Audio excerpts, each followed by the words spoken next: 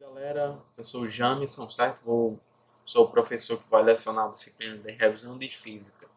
E aqui eu estou mostrando o conteúdo que a gente vai estudar durante essa nossa jornada, durante a disciplina, certo? Que vai ser, vamos rever os sistemas de unidades, os principais, a parte de mecânica um pouco, a leis de Newton, trabalho a energia cinética, conservação da energia, termologia, temperatura, energia térmica, calor, hidrostática, eletricidade e magnetismo, cargas elétricas, campo elétrico, potencial elétrico e corrente elétrica. Em que, é claro que eu vou pegar mais nessa parte de eletricidade e magnetismo, cargas elétricas, campo elétrico, potencial elétrico e corrente elétrica. Ok? Então, let's go. Vamos começar.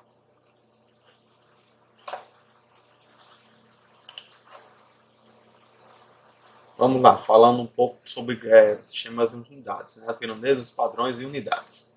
Nem tudo pode ser medido. Como medir a preguiça de uma pessoa ou o amor que ela sente por outra? Seria possível criar um amorômetro? Para os físicos, isso é impossível. Até então.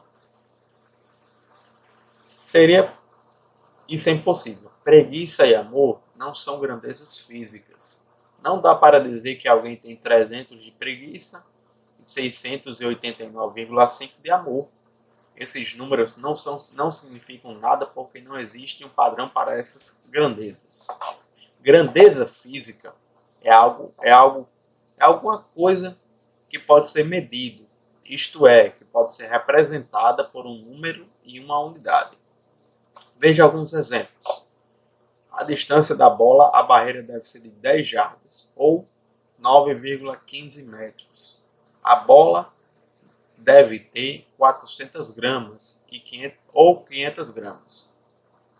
O tempo de uma partida é de 90 minutos, o tempo normal, tem os acréscimos, enfim. No primeiro exemplo, a grandeza física é o comprimento e a unidade é a jarda ou o metro. No segundo, a grandeza física é a massa. A unidade é a grama, ou submúltiplo da unidade quilograma. A questão de submúltiplo ainda vamos ver um pouco mais na frente, ok? Não se preocupe. No terceiro exemplo, a grandeza física é o tempo. A unidade é o minuto, um múltiplo da unidade segundo. Também essa parte de múltiplo e submúltiplo vamos ver mais na frente. Nesses exemplos estão três grandezas fundamentais: comprimento, massa e tempo. A partir dessas grandezas fundamentais, pode-se definir outras grandezas que por isso chamam-se grandezas derivadas. São exemplos de grandezas derivadas: a área de uma superfície, o volume e a densidade de um corpo, a velocidade e aceleração de um automóvel, a força exercida por um motor e muitas outras. Veja alguns exemplos práticos onde aparecem grandezas derivadas e suas unidades. Um terreno retangular tem 8 metros de frente por 25 metros de fundo. A sua área é 8 vezes 25 dá 200 metros quadrados, que é uma unidade de área. Essas grandezas foram colocadas aqui apenas para servir de exemplo. Elas serão estudadas mais adiante no curso. Uma lata de óleo de 900 centímetros cúbicos contém 720 gramas de óleo. A densidade desse óleo é 720 gramas. 900 centímetros cúbicos igual a 0,8 gramas por centímetro cúbico ou 0,8 gramas por centímetro cúbico, como vocês podem ver aqui, ó, certo? Ele está discriminado, que é uma unidade de densidade. Um carro percorre 120 km em 2 horas. A sua velocidade média é Vm, que é a velocidade média, que é igual a 120 km.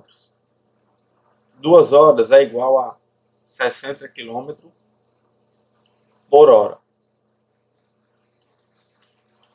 que é a unidade de velocidade, que ele percorre então 1 hora 60 quilômetros, de acordo com a sua velocidade média. Todas essas unidades são derivadas. O metro quadrado deriva do metro, o grama por centímetro cúbico deriva do quilograma e do metro, o quilômetro por hora deriva do metro do segundo. Até há algum tempo, não havia ainda um conjunto de unidades fundamentais que fosse reconhecido e adotado em todo o mundo. É por isso que no futebol, inventado pelos ingleses, as distâncias costumam ser medidas em jardas. Quem assiste futebol americano ainda é assim, né? Ainda é medir, ele andou tantas jardas, o time avançou tantas jardas, recuou tantas jardas, enfim, ainda são usados essas unidades de medidas. A partir de 1948, esse conjunto começou a ser estabelecido e em 1960 recebeu o nome de Sistema Internacional de Unidades. Atualmente, só os Estados Unidos ainda não adotam o SI, mas passarão a utilizá-lo em breve. O Sistema Internacional de Unidades. O SI estabelece 7 grandezas físicas fundamentais, das quais são derivadas todas as outras. São elas: comprimento, massa, tempo, corrente elétrica, temperatura, quantidade de matéria e intensidade luminosa. A mecânica utiliza as 3 primeiras de suas derivadas, que é o comprimento, massa e tempo. A mecânica, pessoal, essa parte da física. Cada unidade fundamental tem um padrão, alguma coisa que pode ser reproduzida em qualquer lugar. Por exemplo, se alguém for verificar se uma régua tem suas divisões corretas, deve utilizar o padrão adequado. Os padrões de comprimento, o metro, e de tempo, o segundo, têm definições muito complicadas devido às exigências da ciência e das tecnologias modernas. O padrão de massa é o mais antigo, criado em 1889, e também o mais simples. Cada país deve ter laboratórios capazes de reproduzir os padrões ou cópias devidamente aferidas e cuidadosamente guardadas. No Brasil, essa tarefa é desempenhada pelo INMETRO, Instituto Nacional de Metrologia, Normalização e Qualidade Industrial, do Ministério da Indústria e do Comércio. Não é necessário saber essas definições, entretanto, é importante saber que existem os padrões. As unidades fundamentais e derivadas de formas corretas de expressá-las. Por exemplo, aqui no quadro 1, está apresentando aqui 3 unidades fundamentais do SI: o comprimento, a massa e o tempo. Então, as suas unidades, né? Metro, quilograma, o segundo. E o seu símbolo, né? O M, o kg de quilograma e o S de segundo. Aqui vocês quiserem, podem ler depois. Já no quadro 2, ele está apresentando algumas unidades derivadas do SI, que é a área, o volume, a velocidade, a aceleração e a densidade. O nome: metro quadrado, que é o nome das unidades. Metro quadrado, que é da área. Metro cúbico, que é do volume. Metro por segundo, que é da velocidade. Metro por segundo ao quadrado, que é da aceleração. E quilograma por metro cúbico, que é da densidade. E aqui está os símbolos dessas unidades. Okay? Existem inúmeras unidades práticas ainda em uso devido ao costume ou às suas aplicações tecnológicas. Muitas dessas unidades, principalmente as de origem inglesa, tendem a desaparecer com o tempo e serem substituídas por unidades do SI. Por enquanto, elas ainda são muito usadas e é interessante conhecê-las. Algumas delas se encontram no quadro 3. Vamos ver. Então, aqui ele está apresentando algumas unidades mais práticas usadas, né? A grandeza, comprimento, por exemplo, é utilizado o milímetro, o centímetro, o quilômetro, a polegada, o pé, jarda e milha. Polegada, ainda tem muito equipamento ainda, que vem de fora do país, ainda vem polegada, certo? Então é interessante a gente saber identificar. Está aqui o símbolo aqui de cada unidade correspondente. O milímetro é o mm, o centímetro é o cm, o quilômetro o km, polegada é o in, o pé é o ft, jarda é o yd e a milha mi, certo? E está aqui a relação com a unidade correspondente no SI. Aqui estão, claro que aqui estão transformadas em metro, né, nesse caso. Milímetro é 0,001 metro, o centímetro é 0,01 metro, um quilômetro é 1000 metros. Já aqui, a polegada ela é 0,0254 metros, ou, se você quer transformar algo mais fácil, 2,54 centímetros. Já o pé, ela é 0,3048 metros, ou 30,48 centímetros.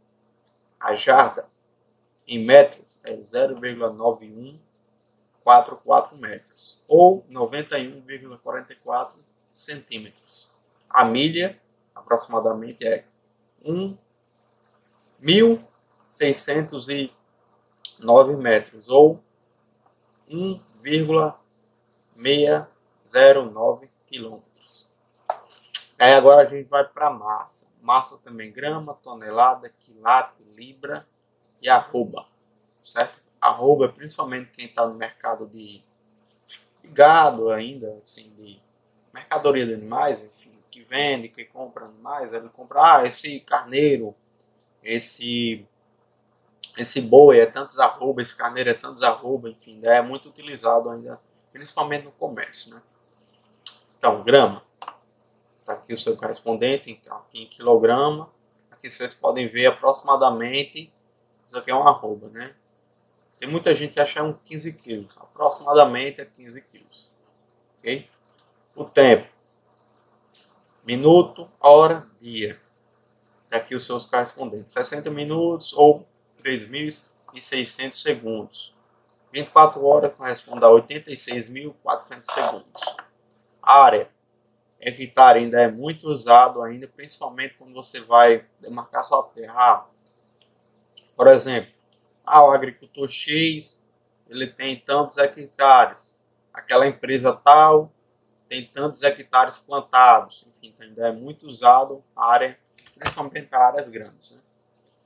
Então, um hectare é HA, que tem correspondente a 10.000 metros quadrados. Um alqueire também, que não é bem pouco usado, tá? Representa isso aqui em hectare. Aí aqui é só transformar para cá. Volume, litros, que é o L respondente, metros cúbicos ou centímetros cúbicos. A gente pode ver aqui, velocidade, pode ser quilômetro por hora, milha por hora, nó. Mais utilizado é o quilômetro por hora, que a gente utiliza mais. Então, eu queria falar só um pouco sobre algarismos significativos. Quando se trabalha com medidas, quase sempre aparece uma dúvida. Com quantos algarismos se escreve uma medida? Como assim? Vamos ver. Tente medir o diâmetro de um lápis. Que resultado você obteve? 7 mm, 7,1 mm ou 7,15 milímetros? Essa pergunta tem inúmeras respostas e todas podem estar certas.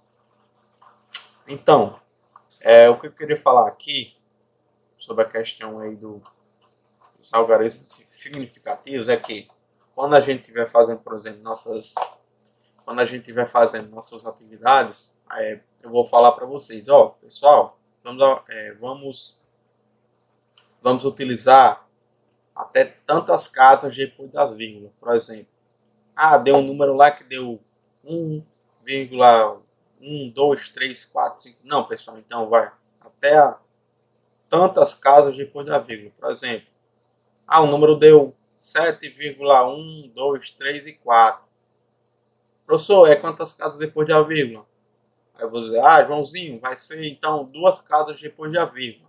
Ah, 2 casas, ok, professor. Então vai ser 7,1, 2, 7,12, ok? Ou se não, se tiver um número assim, quanto é que o número pode ter dado? 7,198. Professor, sei o que, eu posso utilizar também dos valores significativos? Pode. Como assim? Como é que você pode utilizar?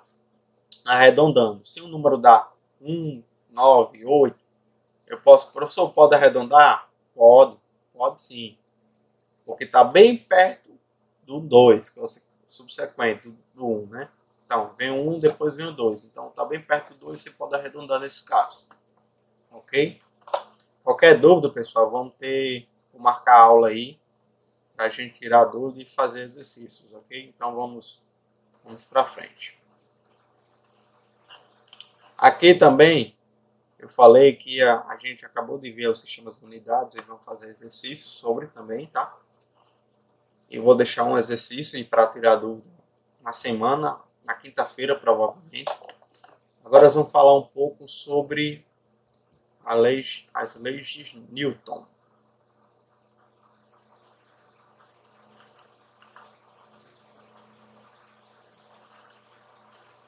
Não, vamos falar um pouco sobre... Sim, a lei de Newton, é isso mesmo.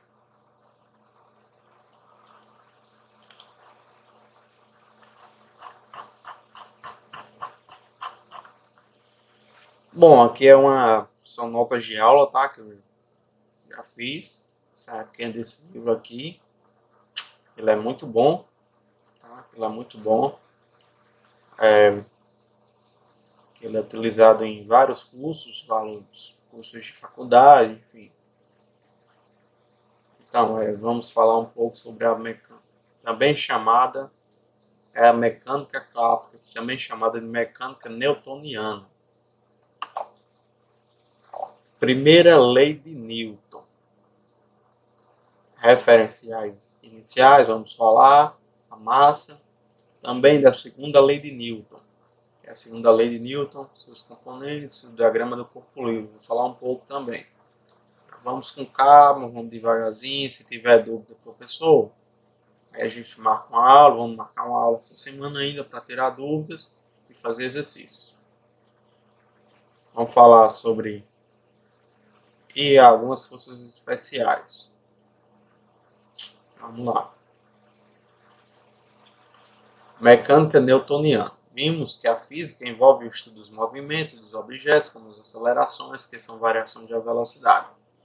A física também envolve o estudo do que causa a aceleração dos objetos. A causa é sempre uma força, que pode ser definida em termos coloquiais, como um empurrão ou um puxão exercido sobre um objeto. A relação que existe entre uma força e a aceleração produzida por ela foi descoberta por Isaac Newton. O estudo dessa relação, da forma como foi apresentado por Newton, é chamado de mecânica newtoniana ou mecânica clássica. Vamos então para a primeira lei de Newton. A primeira lei de Newton nos diz o quê? Todo corpo continua em seu estado de repouso ou de movimento uniforme em uma linha reta, a menos que seja forçado a mudar aquele estado por forças imprimidas sobre ele. Como assim, James? Meu corpo está inércia. Esse mouse está inércia, por exemplo. Está aqui inércia. Mas eu estou empurrando ele. Então eu estou imprimindo, estou colocando uma força nele e está saindo do seu estado de repouso. Se nenhuma força atua sobre o corpo, sua velocidade não pode mudar. Ou seja, o corpo não pode sofrer uma aceleração. Força é uma interação entre dois corpos ou entre um corpo e o seu ambiente. Sempre nos referimos à força por um corpo que um corpo exerce sobre o outro. Força é uma grandeza que pode causar mudança de velocidade de um objeto com massa. A unidade do SI é o Newton. Aqui, como a gente pode ver, tá? Aqui ele está empurrando esse objeto, está exercendo uma força sobre ele.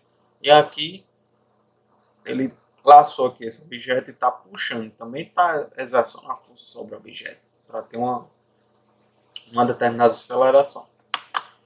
Força tem magnitude, direção, portanto, tem magnitude e direção. E também tem sentido. Então, é uma grandeza vetorial. Para ser um vetor, o que precisa ter? Magnitude ou intensidade, direção e sentido. E a força tem. Então, ela é uma grandeza vetorial. Quando duas ou mais forças atuam sobre um corpo, podemos calcular a força total ou força resultante, somando vetorialmente as forças. Uma única força, com o módulo e a orientação da força resultante tem o mesmo efeito sobre um corpo que todas as forças agindo simultaneamente. Esse é chamado de princípio de superposição para forças. Primeira lei de Newton, enunciado mais rigoroso do seu livro publicado há alguns anos atrás. Se nenhuma força resultante atua sobre um corpo, sua velocidade não pode mudar, ou seja, o corpo não pode sofrer uma aceleração. Referenciais inerciais. A primeira lei de Newton não se aplica a todos os referenciais, mas podemos sempre encontrar referenciais dos quais essa lei é verdadeira. Referencial inercial é um referencial para qual as leis de Newton são válidas. Massa. A massa de um corpo é a propriedade que relaciona a força que age sobre um corpo à aceleração resultante. A unidade do SI para massa é quilograma. Lembrem, já está falando de um padrão, já está falando de unidades. Então, a gente está falando de força, certo? Força, que é o Newton, nesse caso, e massa, que é o quilograma. O que a segunda lei de Newton vai falar para a gente? A mudança de movimento é proporcional à força motora imprimida e é produzida na direção de linha reta na qual aquela força é imprimida. Em outras palavras, a força resultante que age sobre um corpo é igual ao produto da massa do corpo pela sua aceleração. Em termos matemáticos, que a gente pode pegar esse enunciado e transformar em matemática. Força resultante, ou força, é igual à massa do corpo vezes a sua aceleração do corpo. Tá? Se aquele corpo, por exemplo, permanece em repouso, então não tem movimento, não tem uma certa aceleração, então essa força aqui, esse A aqui é eliminado, é zero. Sendo então que a força é zero. No caso, não tem força. Ok? Nesta equação nos diz que 1 newton, olha só, força, unidade de força, é igual a unidade de massa e a unidade da aceleração, que vimos anteriormente. Massa vezes, ou massa por segundo ao quadrado, que é igual a quilograma vezes massa por segundo. Desculpa, pessoal. Desculpa. É metro por segundo ao quadrado. Metro por segundo ao quadrado, não é massa. Desculpa. A segunda lei de Newton, vamos falar também de alguns componentes. Como ela é uma força, nem sempre ela nem segue uma linha. Às vezes você exerce forças com angulações. Você não exerce força só na horizontal, certo? Que às vezes estou forçando aqui meu braço. Então tá feita uma angulação aqui, ó. Nessa parte aqui, meu dedo. Ok? Então, para a gente descobrir quanto é a força resultante, a gente tem que manipular essas. Como é que eu posso dizer? Manipular essa equação. Essa equação aqui. Essa equação é equivalente às três equações para os componentes. Uma para cada eixo do sistema de coordenadas. X, Y e Z. Quando a força é no eixo X, massa vezes aceleração no eixo X. Quando a força é no eixo Y, massa, desculpa, é metro, massa, né? Massa vezes aceleração no eixo Y. E massa vezes aceleração no eixo Z. O diagrama do corpo livre, também chamado DCL. Para resolver problemas que envolvam a segunda lei de Newton, frequentemente desenhamos um diagrama de corpo livre, no qual o único corpo mostrado é aquele para o qual estamos somando as forças. Exemplo: 3 astronautas, impulsionados por mochilas a jato, empurram ou guiam um asteroide de 120 kg em direção a uma base de manutenção, exercendo as forças mostradas na figura abaixo. Com F1 é igual a 32 N, F2 é igual a 55 N e F3 é igual a 41 N. Em que o F1 ele faz um ângulo de 30 graus. O F3 ele faz um ângulo de 60 graus. Determine a aceleração do asteroide em termos dos vetores unitários. Então, o que a gente deve saber aqui? A gente tem a massa, sabemos a equação. A equação é força resultante é igual a massa vezes a aceleração. O que a gente quer? Que é a aceleração. Só que a gente não tem nem a força e também não tem a gente quer achar a aceleração, mas não tem a força. Como é que a gente só tem a massa? Como é que a gente vai fazer? Força resultante é a soma de todas as forças aplicadas, tá? Então, o enunciado está falando que o F1 já tem a força aqui, o F2 e o F3. Então, a nossa força resultante vai ser, temos aqui os ângulos. Opa, um detalhezinho, pessoal. Aqui, não sei se vocês lembram lá, se vocês viram matemática, que aqui ele está abaixo do eixo Y, tá? Abaixo do eixo Y. Então, esse ângulo aqui é zero. Desculpe, ele é negativo. Então, esse 60 aqui, ele vem para menos 60 nas equações. Vamos lá. Minha força 1 vai ser a força 1, componente no eixo X, mais força 1 vezes o componente no eixo Y. Como é que eu vou descobrir, Jabs? Agora a gente vai entrar algumas coisas falando sobre vetores. Como assim, Jabs? O F1, como a gente está vendo aqui, ele está inclinado. Então ele tem componente aqui e tem componente aqui, no eixo X e no eixo Y. Então, quando eu vou calcular uma força no eixo X, eu multiplico o cosseno. Ou então, qual é o meu ângulo? 30. Força vezes o meu cosseno de 30. Mais F1 vezes o componente no eixo Y. Qual é o ângulo? 30. Aqui, quando é no eixo Y, a gente utiliza o seno. Então, multiplica o F1, que é 32, vezes o cosseno de 30, mais F1, que é o seno vezes o seno de 30, vai nos dar esse vetor na direção I, na direção J. Certo?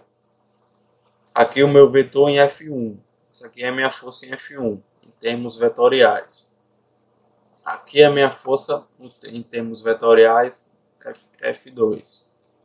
F3 em termos vetoriais. Tenho minhas três forças em termos vetoriais. E agora, James, como é que eu faço? Bom, como a gente está vendo aqui, agora a gente vai somar as nossas forças.